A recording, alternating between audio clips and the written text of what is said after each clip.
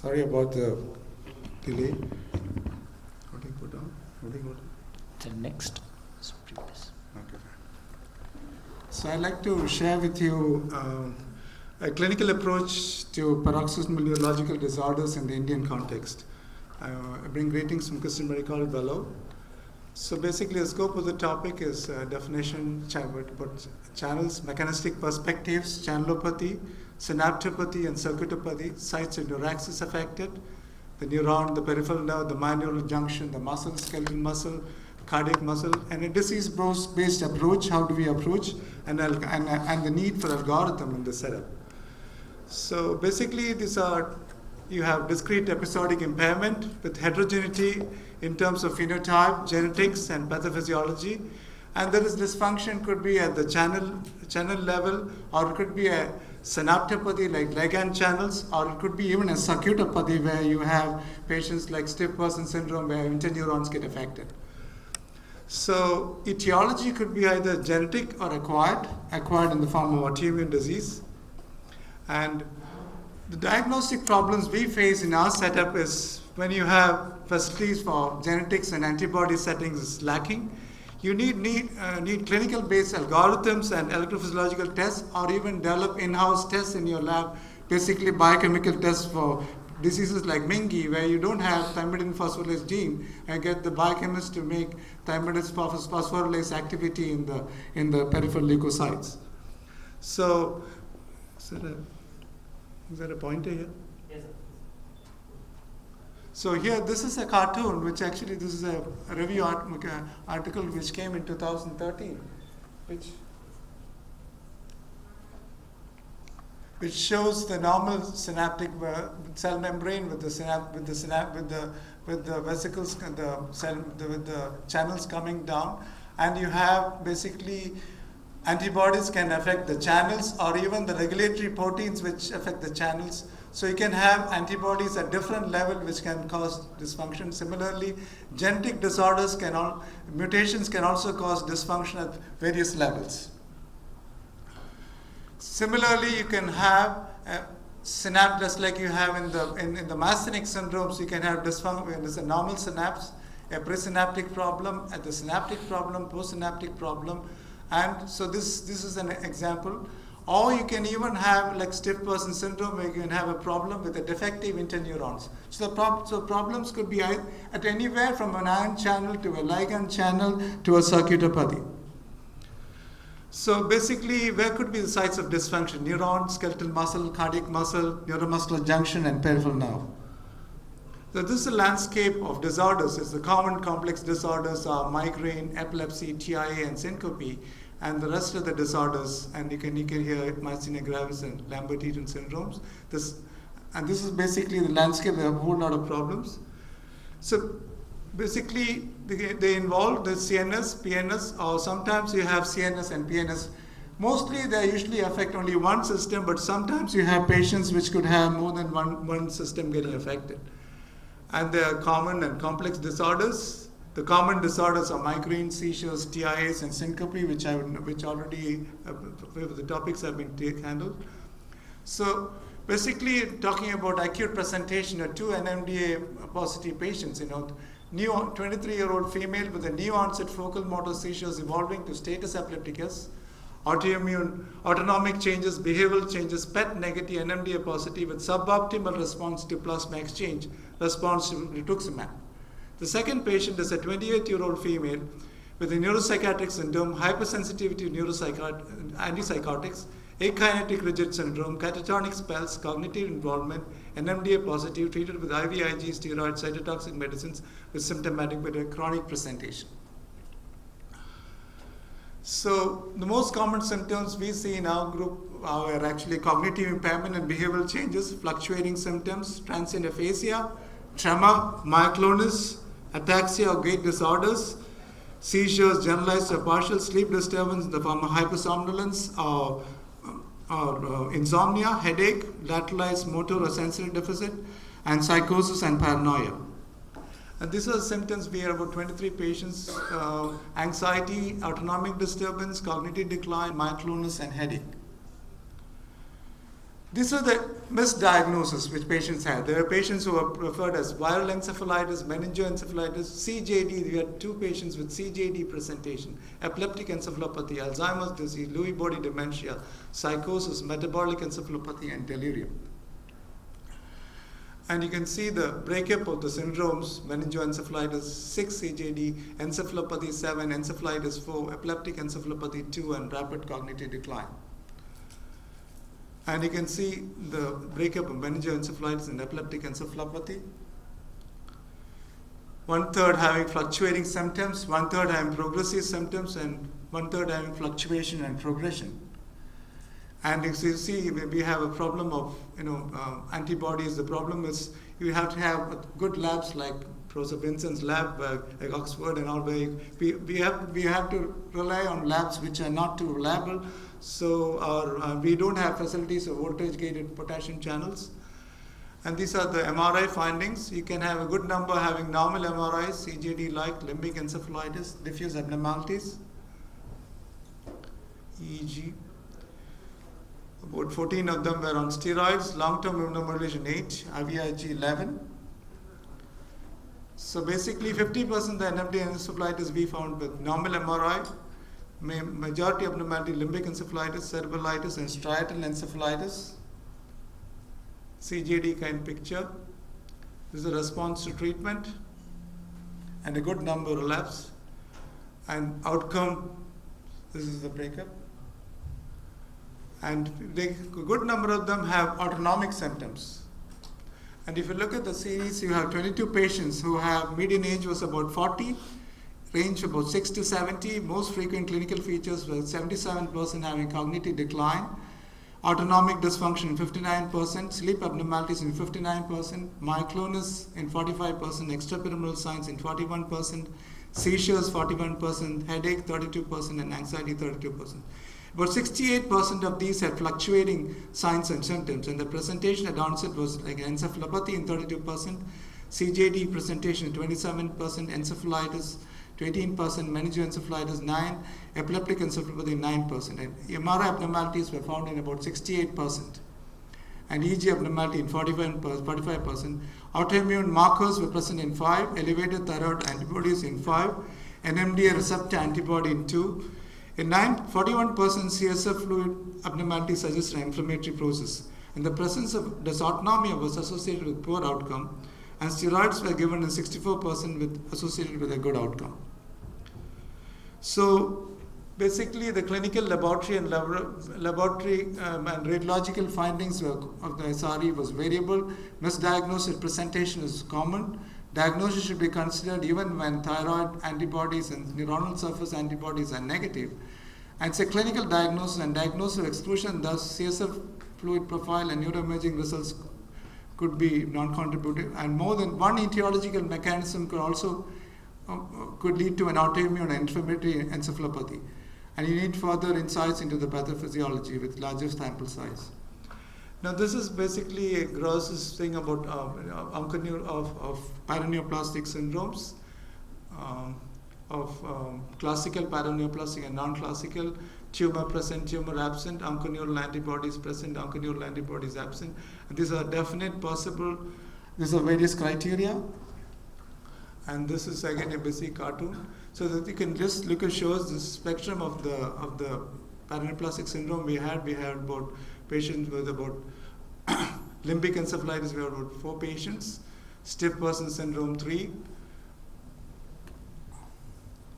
So this is a case scenario of a patient who came 2 weeks ago, a patient who came with recurrent episodes of headache for 8 months and progressive asymmetric spastic weakness of lower limbs, evaluated for the same and was started on ATT with progressive worsening, and PET scan had showed lymphadenopathy and biopsy showed non-caseating granuloma, and the pathologists outside had asked tuberculosis could not be ruled out, and the patient was on ATT.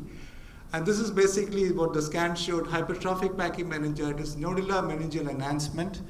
And when the patient came 2 weeks back to us, she was actually breathless and she had a complete heart block. And she actually had high ACE levels, and this was sarcoid. So you can always have some episodic phenomenon which can happen We couldn't do an MRI, unfortunately, in this patient because patient was on a pacemaker. So this is one entity where the next one is actually a 44-year-old gentleman, short duration illness with ptosis, bulbar dysfunction, proximal weakness of both lower limbs, with gait disturbance, with dynamic stiffness and imbalance of gait and probable appendicular ataxia with stiffness of trunk, fatigue, no raised ICT, dysautonomia, with a background history of weight loss, cough with expectoration. The neuraxis without postsynaptic or presynaptic, cerebellum, spinal cord, and dysautonomia. So the possibilities considered was a Eaton-Lambert syndrome, a stiff person syndrome, and a cerebral channelopathy.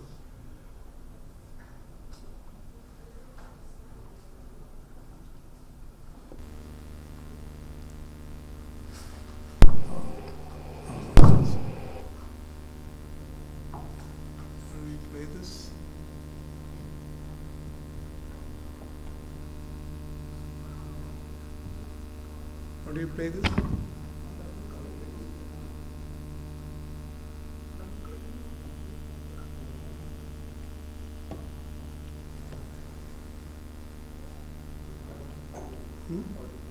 Yeah. No, the earlier one. Where's the mute? Huh? This one.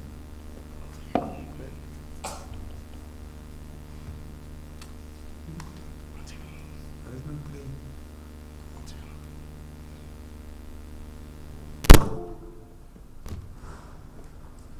This.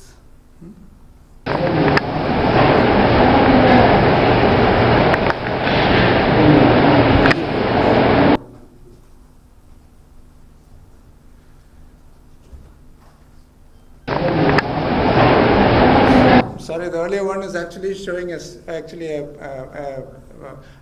significant spasms in the paraspinal muscle, which is showing a stiff person.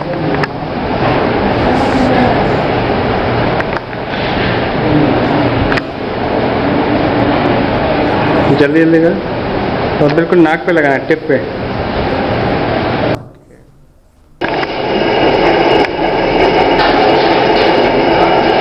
Steadiness. So basically the patient, I try once again to open that video if you do.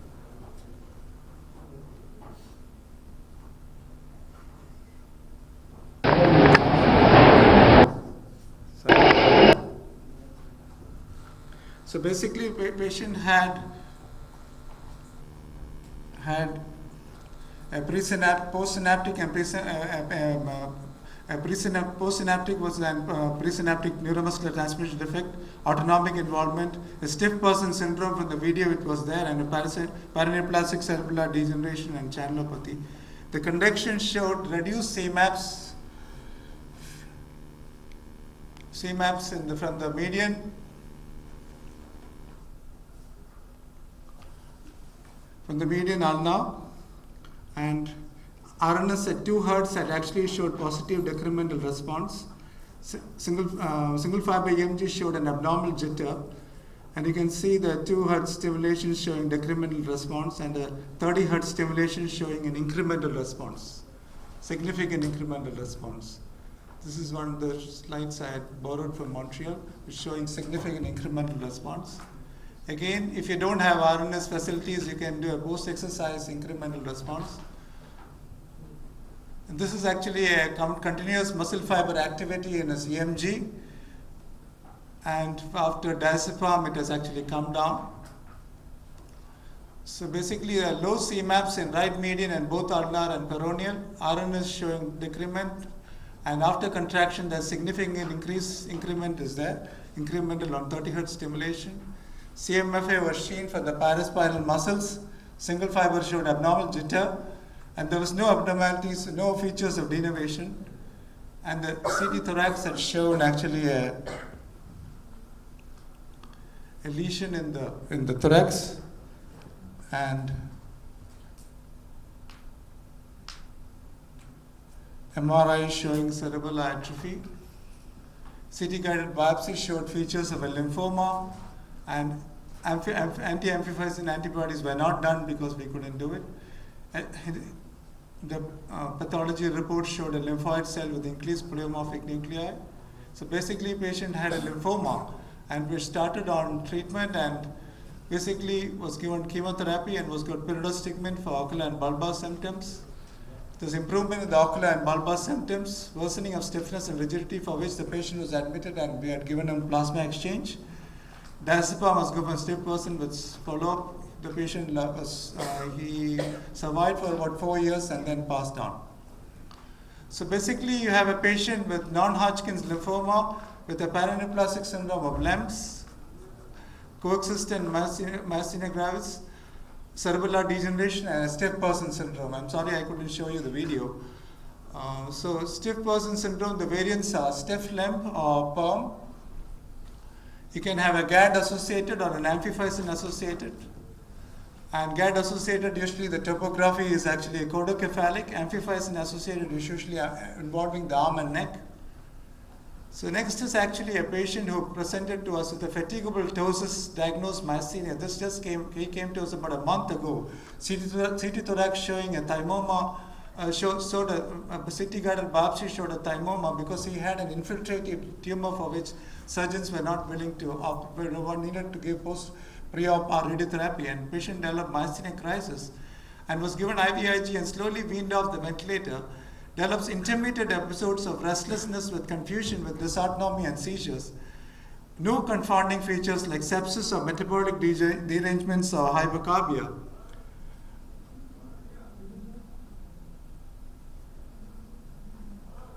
You can see the video showing tonic deviation of the eyes. And the patient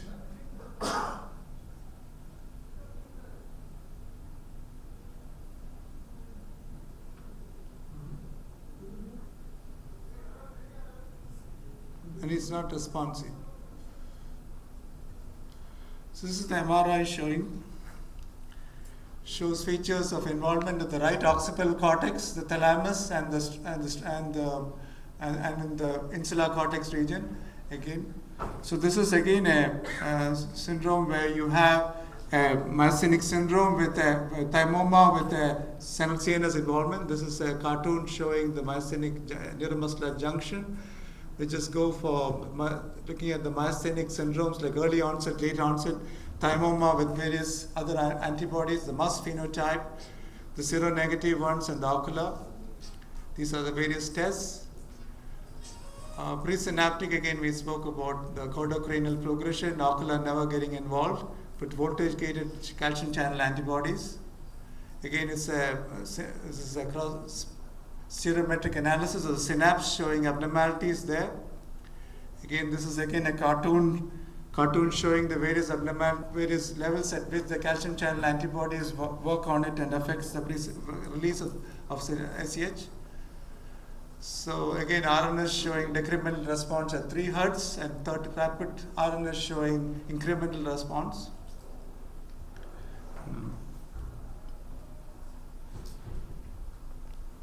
This is a table actually from Sarah Finlayson, which is showing features of various features of the congenital myasthenic syndromes. Cholinesterase transferase deficiency affects in birth and infancy with episodic apneas, and ophthalmoplegia is usually absent, and they could have respiratory crisis and they could be normal in between attacks. You can have ACHE deficiency, which can affect in birth or infancy or childhood with ptosis, falls, and slower movements and poor feeding. Ophthalmoplegia is usually present and they usually slowed pupillary response following constriction to light.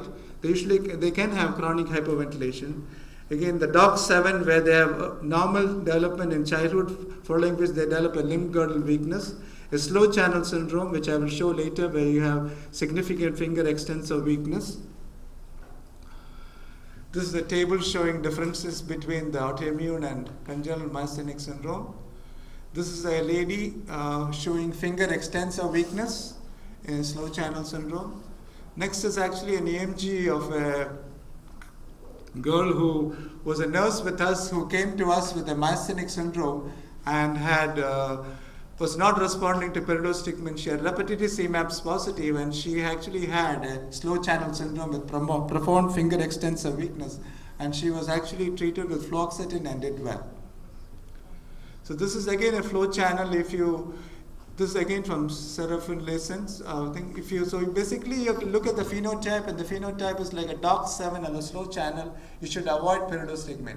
You should use terbutaline or ephedrine. We usually use terbutaline. If it's a slow channel, we use fluoxetine.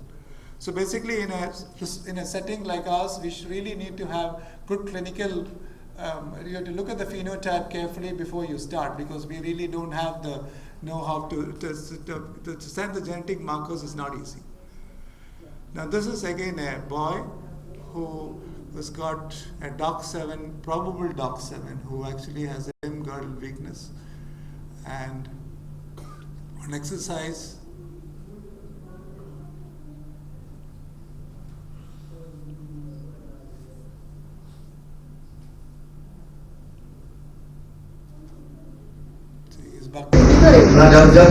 चलते चलते बैठ जाता है कभी कभी। चलो वापस चलो, ठीक है, नीचे बैठो, नीचे बैठो बेटा, उठो,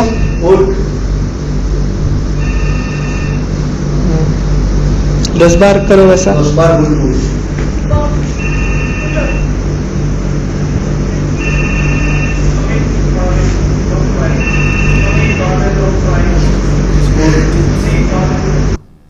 So basically this is an algorithm where we look at myasthenics. What we actually do is ocular generalized RNS. If decrement is negative, we do a single fiber looking for abnormal jitter. We also decrement positive, we send for ACHR antibody and CT thorax. If ACHR antibody is positive, response to immunotherapy is good. If it's poor, and if the ACHR antibody is negative, you have to relook at the phenotype and look for MuSK antibody, where you look a phenotype, either middle-aged ladies with neck weakness and bulbar weakness, or whether it's a CMS, congenital myasthenic syndrome phenotype. So you really need to look at the phenotype carefully. Now we come to muscle channelopathies. We look at myotonic disorders, episodic weakness, and malignant hyperthermia. So muscle stiffness could be due to sarcolemmal hyperexcitability or flaccid weakness due to sarcolemmal inexcitability. Overlaps could occur between myotonic disorders and periodic paralysis subtypes. So this is basically a chloride channel is a myotonia congenita, myotonia without periodic paralysis. A sodium channel is paramyotonia congenita or potassium associated myotonia, hypokalemic periodic paralysis or hypokalemic. Potassium channel Anderson-Tawil syndrome, and calcium channel is hypokalemic periodic paralysis or malignant hyperthermia. So this is basically the myotonia, dystrophic myotonia DM1 and DM2. The pure myotonias, the paramyotonia congenita, potassium aggravated, myotonia fluctuans, myotonia permanens, and the dystonia and the myotonia mimics. Again, DM1 and DM2. DM1 usually has facial and distal weakness, whereas DM2 has proximal weakness. DM1 has CTG repeats and DM2 has CCTG repeats. DM2 has proximal pain and muscle hypertrophy. Maternally transmitted disease in DM1. Myotonia is not universally present in the DM2. Again, this is a table showing differentiation between paramyotonia congenita.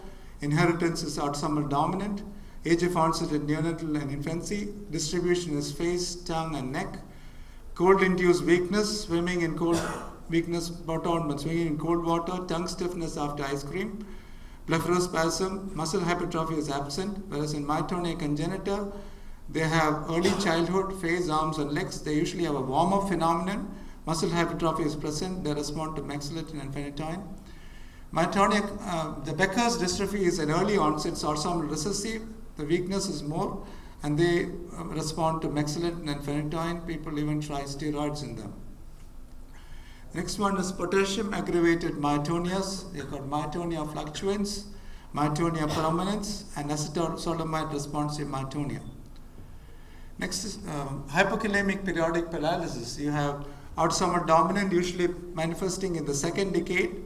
Calcium channel, sodium channel, or potassium channel, exacerbated by rest after exercise, cold or carbohydrate loading, spares of respiratory and bulbar and facial muscles, Duration of attacks is for hours to days or moderate to severe tears are absent.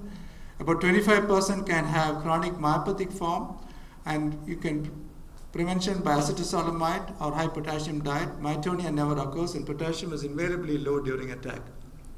You can have secondary periodic paralysis, hypokalemic, suspected in those without family history, presentation after the age of 20. Causes could be thyrotoxicosis, RTA, autoimmune due to Sjogren or Wilson's, adrenal adenomas, drug-induced, or steroids, insulin, and beta agonists.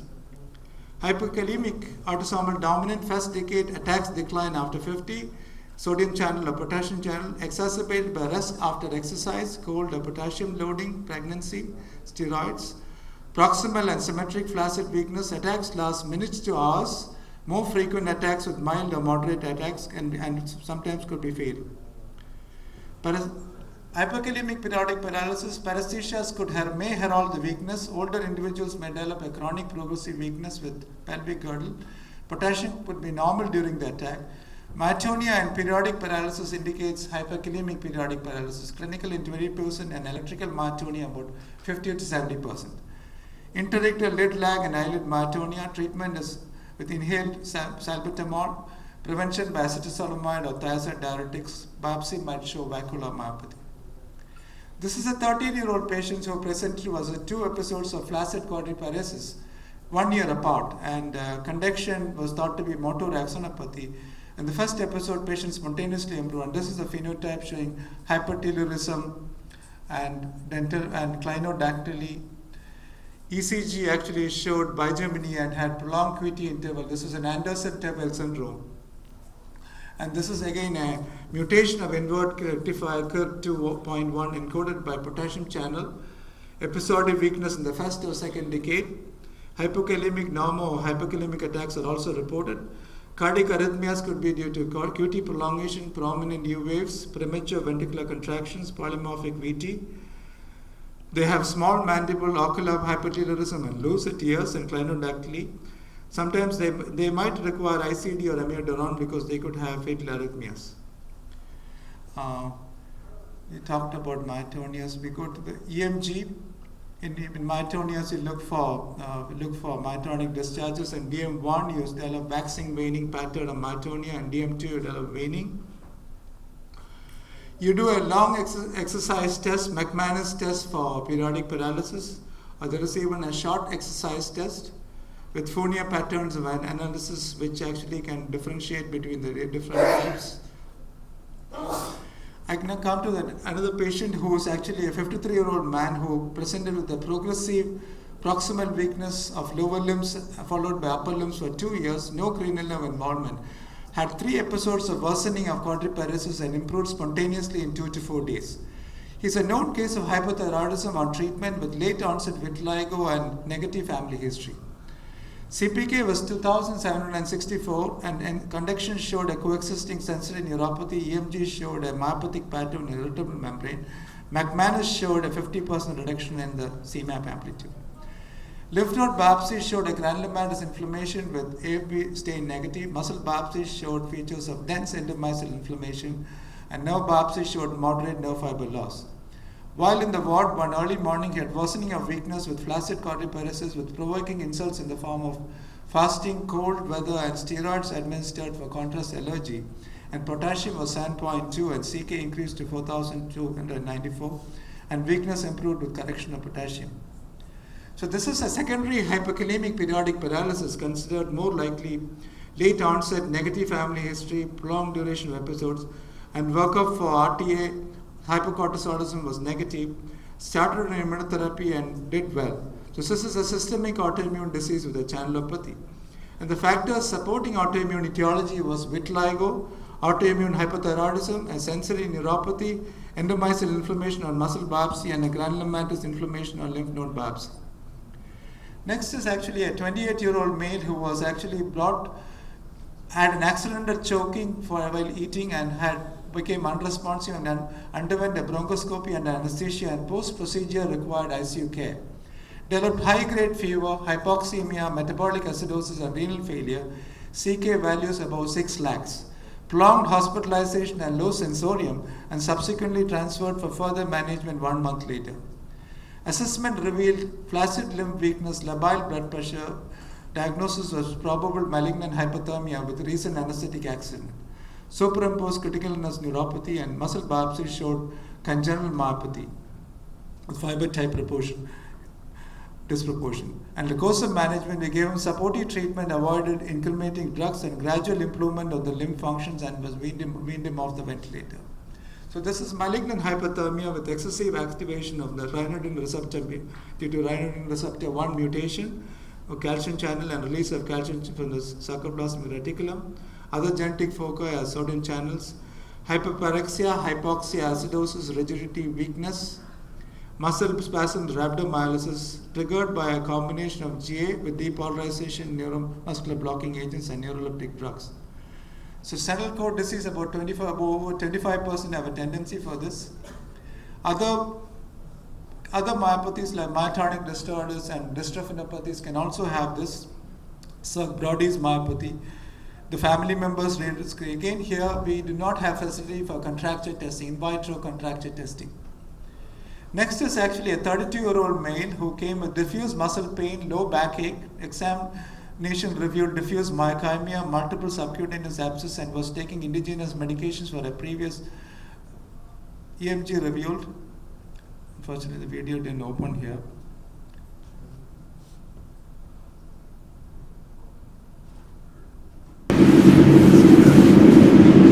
Couplets and triplets.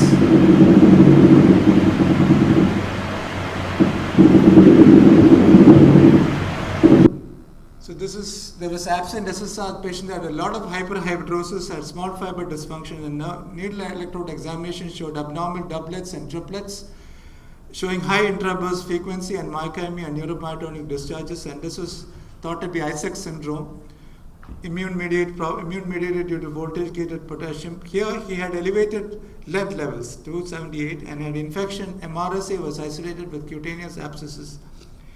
He succumbed to MRSA sepsis. We could not do any of the genetic forms of disease are also known. Next is a 12-year-old female who presented with recurrent muscle cramps involving all 4 limbs, back and tongue for 5 years, multiple episodes with worsening with no weakness, primary amenorrhea, short stature, bow legs, muscle spasms, and also had alopecia. So this was like a Satayoshi syndrome. And unfortunately, the EMG was actually showing continuous activity from all the bow legs in her. So she was treated with steroids with significant clinical improvement at 3 months and 6-month follow-up. Next is a 25-year-old man who presents with recurrent episodes of weakness involving all 4 limbs from 10 years of age, fever-induced exacerbation with easy fatigability, poor exercise tolerance, and calf thigh pain after prolonged exercise, recurrent vomiting, weight loss, and GI dysmotility, sensory paresthesias, currently symptomatic for 4 weeks, and similar history in younger sister who had succumbed to disease. Her CK was 4,680, blood lactate was 2, and conduction showed sensory motor neuropathy. Autonomic functions showed GI dysmotility. This was thought to be MNGIE, and we couldn't do the thymidine phosphorylase gene, and hence we asked the neurochemistry department to get the thymidine phosphorylase activity in the leukocytes. And this is basically what the test showed. It was less than 10% of the normative. And this is how the brain looks, showing this is actually in a lady who came before that, white matter changes. And GI and abdominal CT scan of the abdomen showing dilated loops with fluids, showing significant GI. Obviously the muscles are not working well. So basically this is a MNGIE syndrome. This boy was actually treated with hemodialysis followed by ambulatory peritoneal dialysis, and patient made a dramatic improvement. And we are going to look for thymidine and deoxyuridine levels in this patient. Here again, we do not have facility to look for thymidine phosphorylase genetic mutation. But this is another lady who presented to us about maybe 14 years ago with a 2-month history of abdominal pain, vomiting, diarrhea, and postural giddiness, antecedent history of mumps 2 weeks before the symptoms, no motor cranial nerves, and normal DTRs. These were the autonomic abnormalities, which are abnormal cold pressure, EI ratio, Valsalva, supine to standing.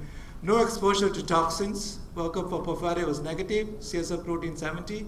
MUMS antibody was negative.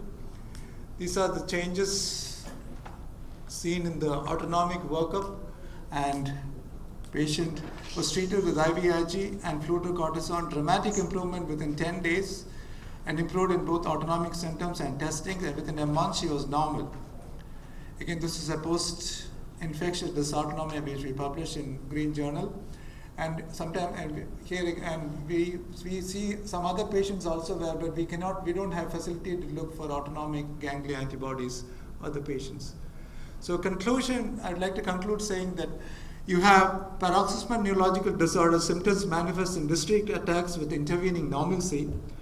Triggers for the present and causal triggers causing present and causal effect relationship is not well known due to genetic and etiology could be genetic and autoimmune.